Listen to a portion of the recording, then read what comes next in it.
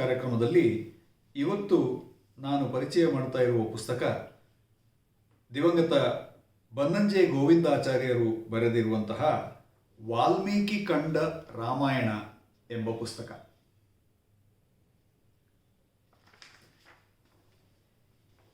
ಇದರ ಬಗ್ಗೆ ಮಾತನಾಡುವುದರ ಮುಂಚೆ ನನಗೆ ಇದರ ಪ್ರತಿಯನ್ನು ತಲುಪಿಸಿದವರಿಗೆ ಒಂದು ಧನ್ಯವಾದ ಹೇಳಲೇಬೇಕು. ಇದಕ್ಕೆ ಮುನ್ನುಡಿಯನ್ನು ಬರೆದಿರುವವರು ಹಿರಿಯಡ್ಕ ಮುರಳೀಧರ ಉಪಾಧ್ಯರು. ಅವರ ಮಗಳು ನಟಿ ಮಾನಸಿ ಸುಧೀರ್, ಕಾಂತಾರದಲ್ಲಿ ನಮ್ಮೆಲ್ಲರನ್ನು ರಂಜಿಸಿದಂತಹ ನಟಿ. ಅವರು ನನಗೆ ಈ ಪುಸ್ತಕದ, ಈ ಅಪರೂಪದ ಪುಸ್ತಕದ ಪ್ರತಿಯನ್ನು ತಲುಪಿಸುವಲ್ಲಿ ಬಹಳ ಕಷ್ಟಪಟ್ಟಿದ್ದಾರೆ. ಅವರಿಗೆ ನನ್ನ ಅನಂತ ಧನ್ಯವಾದಗಳು. ವಾಲ್ಮೀಕಿ ಕಂಡ ರಾಮಾಯಣ ಅನ್ನುವ ಪುಸ್ತಕ ಈಗ ನಮಗೆ ಆಲ್ಮೋಸ್ಟ್ ಅಲಭ್ಯವಾಗಿರುವಂತಹ ಪುಸ್ತಕ, ಪ್ರಿಂಟಲ್ಲಿ ಇಲ್ಲ.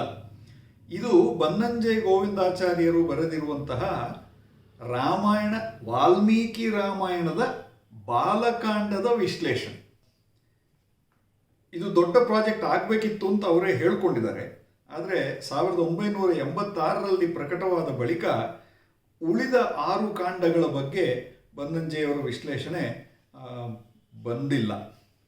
ಅವರು ಅದರ ಬಗ್ಗೆ ಮಾತನಾಡಿದ್ದಾರೆ, ಅದನ್ನು ಯೂಟ್ಯೂಬ್ನಲ್ಲಿ ಹರಿಬಿಟ್ಟಿದ್ದಾರೆ ಅನ್ನುವಂತಹ ಸುದ್ದಿ ಸಿಕ್ಕಿದೆ. ಆದರೆ ನಾನಿನ್ನು ಉಳಿದ ಕಾಂಡಗಳ ವಿಶ್ಲೇಷಣೆಯನ್ನು ನೋಡಿಲ್ಲ. ಇದು ಬಾಲಕಾಂಡದ ವಿಶ್ಲೇಷಣೆ. ಬನ್ನಂಜೆಯವರೇ ಹೇಳುವ ಹಾಗೆ ವಾಲ್ಮೀಕಿ ರಾಮಾಯಣದ ಬಗ್ಗೆ ಒಂದು ಮುಕ್ತವಾದ ಚರ್ಚೆ ನಡೆಯಬೇಕು ಅನ್ನುವಂತಹ ಆಶಯ. ವಾಲ್ಮೀಕಿ ರಾಮಾಯಣ ಆರಂಭ ಆಗೋದೇ ವಾಲ್ಮೀಕಿ ನಾರದರನ್ನ ಪ್ರಶ್ನೆ ಕೇಳುವುದರ ಮೂಲಕ. ಇದು ಇಡೀ ಜಗತ್ತಿನಲ್ಲಿ ಒಬ್ಬ ಅತ್ಯಂತ ಪರಾಕ್ರಮಿ ಮತ್ತು ಸದ್ಗುಣಶೀಲ ವ್ಯಕ್ತಿ ಇದ್ದರೆ ಯಾರು ಅಂತ ನಾರದರ ಹತ್ರ ಉತ್ತರ ಇರುತ್ತೆ. ಅದು ಶ್ರೀರಾಮ ಎಂಬಂತಹ ವ್ಯಕ್ತಿ, ಅವನ ಕಥೆ ಹೀಗೆ ಅಂತ ಹೇಳಿದ ಮೇಲೆ ವಾಲ್ಮೀಕಿ ಅದನ್ನು ಕಥೆ ಬರೆದು, ತಾನು ಬರೆದ ಕಥೆ ಎಷ್ಟು ಚೆನ್ನಾಗಿದೆ ಅಂತ ನೋಡೋದಕ್ಕೆ ಒಂದೇ ಒಂದು ಲಿಟ್ಮಸ್ ಟೆಸ್ಟ್ ಏನು ಹೇಳಿ, ಕಥೆಯನ್ನು ಮಕ್ಕಳಿಗೆ ಹೇಳಿದ್ರೆ ಮಕ್ಕಳು ನಿಮ್ಮ ಹತ್ರ ಎಷ್ಟು ಹೊತ್ತು ಕೂತ್ಕೊಂಡು ಆಸಕ್ತಿಯಿಂದ ಕೇಳ್ತಾರೆ, ಅವರು ಚೆನ್ನಾಗಿ ಕೇಳ್ತಾ ಇದ್ದಾರೆ ಕಥೆಯನ್ನು ಅಂತ ಹೇಳಿದ್ರೆ ಕಥೆ ಚೆನ್ನಾಗಿದೆ ಅಂತ ಅರ್ಥ. ಹಾಗಾಗಿ ಮಕ್ಕಳಿಗೆ ಕಥೆ ಹೇಳ್ತಾರೆ. ಯಾರ ಮಕ್ಕಳಿಗೆ? ರಾಮನ ಮಕ್ಕಳಿಗೆ. ಅವರ ಆಶ್ರಮದಲ್ಲಿ ಕುಶಲವರಿಗೆ ರಾಮನ ಕಥೆಯನ್ನು ಹೇಳ್ತಾರೆ. ಇದು ನಿಮ್ಮ ತಂದೆಯ ಕಥೆ ಅಂತ ಹೇಳೋದಿಲ್ಲ. ಅದನ್ನು ಸ್ವಲ್ಪ ಸಮಯ ಆದಮೇಲೆ ಲವಕುಶರು ಅದನ್ನು ಚೆನ್ನಾಗಿ ಕಂಠಪಾಠ ಮಾಡಿಕೊಂಡು ಕಾವ್ಯ ವಾಚನ ಮಾಡ್ತಾರೆ. ಮೊದಲ ಬಾರಿ ಕಾವ್ಯ ವಾಚನ ಮಾಡಿದಾಗ ಋಷಿಗಳು ಎಲ್ಲರೂ ಬರ್ತಾರೆ, ಆಶ್ರಮಕ್ಕೆ ಬಂದು ಕಥೆಯನ್ನು ಕೇಳ್ತಾರೆ. ಆಹಾ, ಶ್ರೀರಾಮನ ಕಥೆ ತುಂಬ ಚೆನ್ನಾಗಿದೆ ಅಂತ ಹೇಳ್ತಾರೆ. ಇಷ್ಟು ಚೆನ್ನಾಗಿ ಕಾವ್ಯ ವಾಚನ ಮಾಡಿದಂತಹ ಮಕ್ಕಳಿಗೆ ಒಂದು ದಾನ ಕೊಡಬೇಕಲ್ಲ.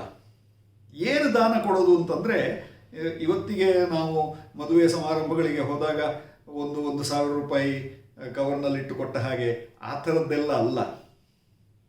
ಒಬ್ಬ ಋಷಿ ತನ್ನ ಕಮಂಡಲವನ್ನೇ ಕೊಡ್ತಾನಂತೆ. ಆ ಋಷಿ ಹತ್ರ ಬೇರೆ ಏನಿಲ್ಲ ಕೊಡೋದಕ್ಕೆ.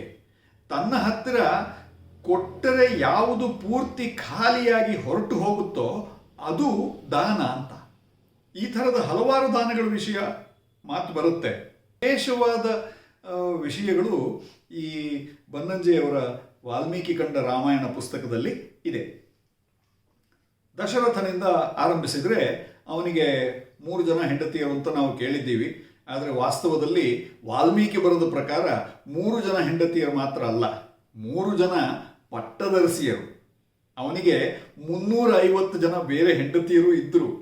ಅವರಲ್ಲಿ ಮಕ್ಕಳಾದದ್ದೂ ಉಂಟು. ಒಬ್ಬಳಂತೂ ಹೆಣ್ಣು ಮಗಳು ಶಾಂತ ಅನ್ನೋ ಹೆಣ್ಣು ಮಗಳನ್ನು ಪಕ್ಕದ ಊರಿನ ರೋಮಪಾದನಿಗೆ ದತ್ತಕ್ಕೆ ಕೊಟ್ಟಿರ್ತಾರೆ. ಅವನ ಮಗ ಋಷ್ಯಶೃಂಗ, ಅವನು ಶಾಂತಾಳನ್ನು ಮದುವೆಯಾಗಿ ಕೊನೆಗೆ ದಶರಥನ ಪುತ್ರಕಾಮೇಷ್ಟಿ ಯಾಗವನ್ನು ನಡೆಸಿಕೊಡುವವನು ಋಷ್ಯಶೃಂಗ. ಪುತ್ರಕಾಮೇಷ್ಟಿ ಯಾಗ ಆಯಿತು, ಪಾಯಸ ಬಂತು, ಮಂತ್ರಿಸಿದ ಪಾಯಸ. ಋಷ್ಯಶೃಂಗ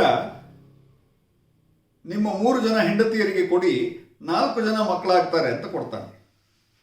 ಹಾಗಿದ್ರೆ ಯಾರೋ ಒಬ್ರಿಗೆ 2 ಮಕ್ಕಳಾಗಬೇಕು ಅಲ್ವಾ? ಇಲ್ಲಿ ತುಂಬ ಸಮಸ್ಯೆಗಳಿದಾವೆ ಇಲ್ಲಿ. ಏನಂದ್ರೆ ದಶರಥ ಪಾಯಸವನ್ನ ಸಮಪಾಲು ಮಾಡೋದಿಲ್ಲಂತೆ. ಅರ್ಧ ಪಾಲು ಮಾಡಿ ಅದನ್ನ ಮೊದಲ ಅರಸಿಗೆ ಕೊಡ್ತಾನೆ, ಕೌಸಲ್ಯಾದೇವಿಗೆ. ಉಳಿದ ಅರ್ಧದಲ್ಲಿ ಇನ್ನೂ ಅರ್ಧ ಪಾಲು ಮಾಡಿ ಕೊನೆಯ ರಾಣಿಗೆ ಕೊಡ್ತಾನೆ, ಸುಮಿತ್ರಾದೇವಿಗೆ. ಈಗ ಉಳಿದದ್ದು ಇನ್ನು ಕಾಲು ಭಾಗ ಅಂತಾಯ್ತು. ಆ ಕಾಲು ಭಾಗದಲ್ಲೂ ಇನ್ನರ್ಧ ಮಾಡಿ ಅಷ್ಟು ಚಿಕ್ಕ ಪೋರ್ಷನ್ ಅನ್ನ ಕೈಗೆ ಕೊಡ್ತಾನಂತೆ.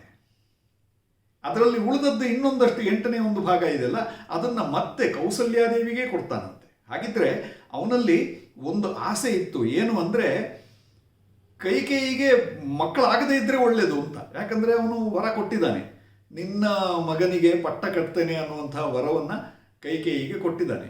ಅವಳಿಗೆ ಮಗು ಆಗದೇ ಇದ್ರೆ ಒಳ್ಳೇದು ಅನ್ನುವಂತಹ ಭಾವನೆ ಇದೆ. ಕೊಡುವಾಗಲೂ ಕೂಡ ಕೈಕೇಯಿಗೆ ಕೊಡುವಾಗ ಪುತ್ರಾರ್ಥ ಕಾರಣಾತ್ ಅಂತ ಹೇಳಿಕೊಡ್ತಾನಂತೆ. ಇದೀಗ ಪುತ್ರಾರ್ಥ ಕಾರಣಾತ್ ಅಂದ್ರೆ ಉಳಿದ ಎಲ್ಲರಿಗೂ ಪುತ್ರರು ಹುಟ್ಲಿ ಅಂತಲೇ ಕೊಟ್ಟಿದ್ದಲ್ವಾ? ಆದರೆ ಕೈಕೇಯಿಗೆ ಕೊಡುವಾಗ ಪುತ್ರಾರ್ಥ ಕಾರಣಾತ್ ಅಂತ ಯಾಕೆ ಕೊಟ್ಟಿದ್ದು ಅಂದ್ರೆ, ಸಂಸ್ಕೃತದಲ್ಲಿ ಅರ್ಥ ಅನ್ನುವ ಪದಕ್ಕೆ ನಾವೀಗ ಅರ್ಥ ಮಾಡಿಕೊಂಡಂತಹ ಅರ್ಥಗಳಿಗಿಂತ ಹೆಚ್ಚಾಗಿ ಅರ್ಥ ಅಂದ್ರೆ ನಿವೃತ್ತಿ ಅನ್ನುವಂತಹ ಅರ್ಥ ಕೂಡ ಇದೆ ಅಂತೆ. ಅಂದ್ರೆ ನಿನಗೆ ಮಕ್ಕಳು ಹುಟ್ಟದೇ ಇರುವ ಕಾರಣಕ್ಕಾಗಿ ಈ ಪಾಯಸವನ್ನು ಕೊಡ್ತಾ ಇದ್ದೀನಿ ಅಂತ. ನೋಡಿ ಎಂಥ ವಿಶಿಷ್ಟವಾದ ವಿವರಗಳನ್ನು ತೆರೆದಿಡ್ತಾರೆ ಬನ್ನಂಜೆಯವರು ವಾಲ್ಮೀಕಿ ರಾಮಾಯಣದಲ್ಲಿ. ಅದರ ನಂತರ ಇನ್ನೊಂದು ಜಿಜ್ಞಾಸೆ ಬರುತ್ತೆ, ಯಾರು ದೊಡ್ಡವರು, ಭರತನೋ ಲಕ್ಷ್ಮಣನೋ ಅಂತ. ಯಾಕಂದರೆ ತುಂಬ ಜನ ಓದಿರುವ ಹಾಗೆ ಲಕ್ಷ್ಮಣ ಮತ್ತು ಶತ್ರುಘ್ನ ಅವಳಿ ಜವಳಿ ಅಂತ. ಅಲ್ಲವೇ ಅಲ್ಲ ಅನ್ನುವುದನ್ನು ಬನ್ನಂಜೆಯವರು ನಿರೂಪಿಸ್ತಾರೆ. ಒಂದೇ ನಕ್ಷತ್ರದಲ್ಲಿ ಹುಟ್ಟಿದವರು, ಆದರೆ ಒಂದೇ ದಿನ ಹುಟ್ಟಿದವರಲ್ಲ. ಹಾಗಾಗಿ 1 ವರ್ಷದ ಅಂತರ ಇದೆ ಅವರಲ್ಲಿ, 9 ತಿಂಗಳು 10 ತಿಂಗಳುಗಳ ಅಂತರ ಇದೆ ಅವರಲ್ಲಿ. ಲಕ್ಷ್ಮಣನೇ ದೊಡ್ಡವನು ಅನ್ನುವುದನ್ನು ಪ್ರೂವ್ ಮಾಡ್ತಾರೆ. ಬಾಲಕಾಂಡ ಅಂತ ಹೇಳಿದ್ವಿ, ಆದರೆ ರಾಮ ಹುಟ್ಟಿದ ನಂತರ ತೇಜೋಪುಂಜವಾಗಿ ನಕ್ಷತ್ರಪುಂಜವಾಗಿ ಬೆಳೆಯುವ ರೀತಿಯಲ್ಲಿ ಅದ್ಭುತವಾಗಿ ಬೆಳೆದ ಅನ್ನುವಂತಹ 1-2 ಶ್ಲೋಕಗಳನ್ನು ಬಿಟ್ಟರೆ ರಾಮ ಹೇಗೆ ಬೆಳೆದ ಎನ್ನುವಂತಹ ವಿವರಗಳನ್ನು ವಾಲ್ಮೀಕಿ ಕೊಡೋದಿಲ್ಲ. ನಾವು ಹೇಳುವ ಹಾಗೆ ಕಟ್ ಮಾಡಿದರೆ 16 ವರ್ಷದ ಯುವಕ, ಅವನನ್ನ ರಾಕ್ಷಸರ ಪೀಡೆಯನ್ನು ನಿವಾರಿಸುವುದಕ್ಕೆ ವಿಶ್ವಾಮಿತ್ರ ಬಂದು ಕರ್ಕೊಂಡು ಹೋಗ್ತಾರೆ. ವಿಶ್ವಾಮಿತ್ರನ ವಿಷಯಗಳು 2-3 ವಿಷಯಗಳಿದ್ದಾವೆ ಅದರಲ್ಲಿ. ಒಂದು, ಅದು ರಾಕ್ಷಸರ ಪೀಡೆಯನ್ನು ನಿವಾರಿಸುವಂಥದ್ದು. ಇನ್ನೊಂದು, ರಾಮನಿಗೆ ಮದುವೆ ಮಾಡುವಂಥದ್ದು. ಇನ್ನೂ ಒಂದು, ಅಹಲ್ಯೋದ್ಧಾರ. ರಾಮ ರಾಕ್ಷಸರ ಪೀಡೆಯನ್ನು ಉಪಟಳವನ್ನು ತಡೆಯಲಿಕ್ಕೆ ಹೋದಾಗ ಅವನು ಮೊದಲು ಬಾಣ ಪ್ರಯೋಗ ಮಾಡಬೇಕಾದದ್ದು, ಯುದ್ಧದ ಸಂದರ್ಭ ಬಂದಾಗ ಮೊದಲು ಬಾಣ ಪ್ರಯೋಗ ಮಾಡಬೇಕಾದದ್ದು ಹೆಣ್ಣಿನ ಮೇಲೆ, ತಾಟಕೆಯ ಮೇಲೆ. ಅವನಿಗೊಂದು ದೊಡ್ಡ ಮನಸ್ಸಿನಲ್ಲಿ ದೊಡ್ಡ ಗೊಂದಲ ಆಗುತ್ತೆ, ನಾನು ಹೆಣ್ಣಿನ ಮೇಲೆ ಬಾಣ ಪ್ರಯೋಗ ಮಾಡಿದ್ರೆ ಹೇಗೆ ಅಂತ. ಅದಕ್ಕೆ ವಿಶ್ವಾಮಿತ್ರರು ಹೇಳ್ತಾರಂತೆ, ಅವಳು ಲೋಕಕಂಟಕಿ, ಆದ ಕಾರಣ ನೀನು ಕೊಲ್ಲದೇ ಇದ್ರೆ ಲೋಕಕ್ಕೆ ಒಳ್ಳೇದಾಗೋದಿಲ್ಲ, ಕೊಲ್ಲೇಬೇಕು ಅಂತ ಹೇಳಿ ಕೊಲ್ತಾರಂತೆ. ಆಯಿತು, ನೀವು ಹೇಳಿದ್ದೀರಿ, ನನ್ನ ತಂದೆ ಆಶೀರ್ವಾದ ಮಾಡಿದ್ದಾರೆ, ನಾನು ಕೊಲ್ತೀನಿ ಅಂತ ಹೇಳಿ ಕೊಲ್ತಾನೆ. ಮುಂದೆ ಬಂದಾಗ ಅಹಲ್ಯೆಯನ್ನು ಉದ್ಧಾರ ಮಾಡ್ತಾನೆ ಅಂತ.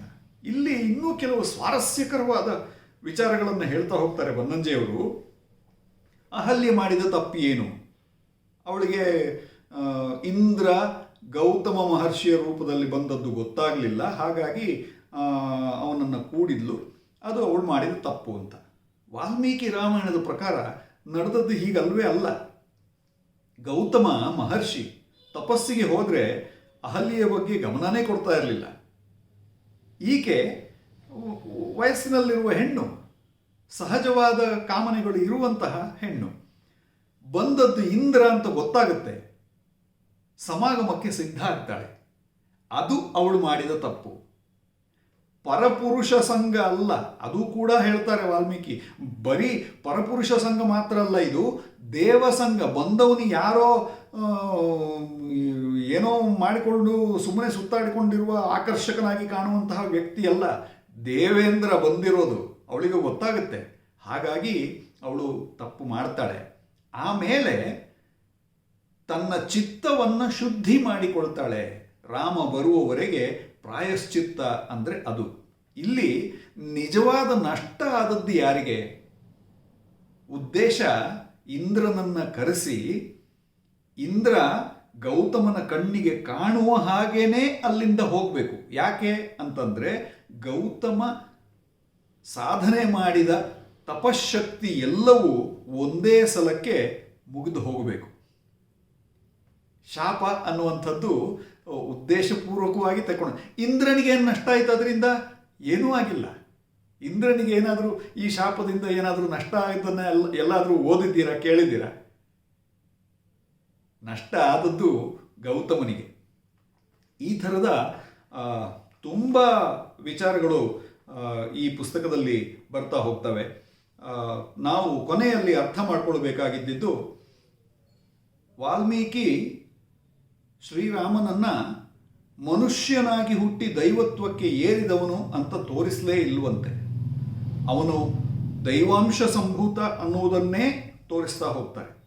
ಆದರೆ ಅದರಲ್ಲಿ ಕೆಲವು ವಿಶಿಷ್ಟವಾದ ವಿಷಯಗಳು ಏನಂದರೆ, ತನ್ನ ತಂದೆಗೆ ಮತ್ತು ಆ ಪರಂಪರೆಯಲ್ಲಿ ಇದ್ದಂತಹ ಬಹುಪತ್ನಿತ್ವ ಅದನ್ನು ತೊಡೆದು ಸಂಪ್ರದಾಯಕ್ಕೆ ವಿರುದ್ಧ ನಿಂತು ಏಕಪತ್ನಿ ವ್ರತಸ್ಥನಾದವನು. ಆ ವಂಶದಲ್ಲಿ ರಾಮ ಮೊದಲಿಗ. ಅದು ಅವನ ವ್ಯಕ್ತಿತ್ವವನ್ನು ತೋರಿಸುತ್ತೆ. ಇನ್ನೊಂದು, ಅವನು ರಾಜನಾಗಿ ಬಂದಾಗ ಅವನ ಮಂತ್ರಿ ಮಂಡಲ ಸ್ವಾರ್ಥವಿಲ್ಲದ ಮಂತ್ರಿ ಮಂಡಲವಾಗಿತ್ತಂತೆ. ಇದು ರಾಮರಾಜ್ಯ ಅಂತ ಹೊಗಳುವುದಕ್ಕೆ ಒಂದು ಮುಖ್ಯವಾದ ಕಾರಣ. ಆಮೇಲೆ ಪ್ರಜಾರಾಜ್ಯ, ಅದ್ರ ಬಗ್ಗೆ ನಾವು ತುಂಬ ಕೇಳ್ಕೊಂಡಿದ್ದೀವಿ.